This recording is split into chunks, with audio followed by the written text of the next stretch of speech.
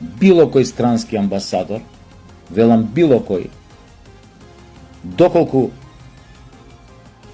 бара нешто или притиска нешто поинакво да направиме од тоа ќе биде директно вмешање во внатрешните односи на една држава, тоа не смее да го прави никој. Што значи можеме да се сочуваме во ова време не време кога повеќето малтене сите држави што се во Европа го имаат дадено ставено под хипотека голем дел од својот суверенитет, огромен процент, но можеме комотно да се зачуваме дел од суверенитетот, барем да одлучуваме за некои прашања што се однесуваат за нас самите. Што се однесува до